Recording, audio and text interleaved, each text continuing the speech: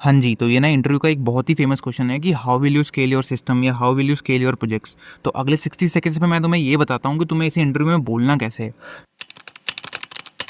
तो तुम स्टार्ट करोगे ये बोलने से कि अभी मेरा सर्विस करंटली मोनोलिथ पे है, जहाँ सारा कोड एक ही जगह लिखा हुआ है एंड मेरे पास एक ही इंस्टेंस है। तो सबसे पहले मैं ये चेक करूँगा कि मेरी मेमोरी यूटिलाइजेशन कितनी है या सीपीयू यूटिलाइजेशन कितनी है, एंड उस हिसाब से मैं ना वर्टिकली स्केल करूँगा कि मैं सीपीयू बढ़ा दूंगा एंड मैं ना मेमोरी बढ़ा दूंगा, अपनी रैम बढ़ा दूंगा।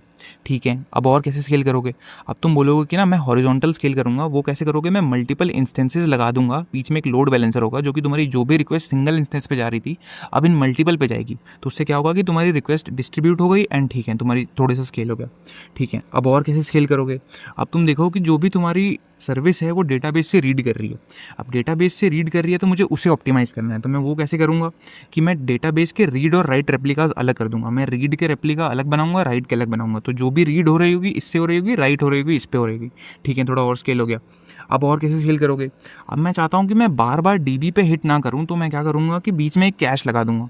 अब कैश क्या करेगा कि अगर मेरे पास डेटा ऑलरेडी कैश में पड़ा होगा तो मैं डीबी पे वापस नहीं जाऊँगा एंड कैश से ही रिटर्न कर दूंगा आंसर।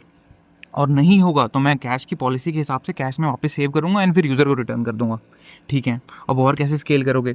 अब तुम्हें क्या करना है कि तुम ये देखोगे कि ऐसे कौन कौन से टास्क हैं मेरे सर्विस में जो कि मुझे रियल टाइम नहीं करवाने हैं, या बैकग्राउंड में हो सकते हैं या बाद में हो सकते हैं। तो तुम उनकी लिस्ट बनाओगे एंड उनको क्यू में डाल दोगे। जैसे रिपोर्ट जनरेशन हो गई, नोटिफिकेशन भेजने वाली चीज़ हो गई, या ईमेल भेजने वाली चीज़ें हो गई। ठीक है, अब और क्या करोगे? अब तुम ये बोलोगे ना कि जब मैंने ये सारी चीज़ें कर ली होंगी तो मैं अब अपनी सर्विस को माइक्रो सर्विसेज में तोड़ दूंगा, मल्टीपल अलग अलग टास्क के हिसाब से सर्विसेज में तोड़ दूंगा। अब उससे क्या होगा? उससे ये होगा कि तुम्हारे सारे इंडिपेंडेंट टास्क अलग अलग सर्विस में चले गए एंड ऊपर से नीचे तक तुमने अभी तक जो भी किया इन सारी सर्विसेज के लिए चल रहा हुआ, तो तुम्हारी नंबर ऑफ रिक्वेस्ट ऐसे डिस्ट्रीब्यूट हो गए कि तुम और ज़्यादा स्केल कर पाए। अब और क्या करोगे? अब जैसे कुछ रिक्वेस्ट होती हैं या कुछ चीज़ें होती हैं जो स्टैटिक कंटेंट के लिए ही बार बार आती हैं, तो उनको बैकएंड तक आने ही नहीं देना है। तो मैं क्या करूँगा? मैं बीच में सीडीएन लगा दूंगा।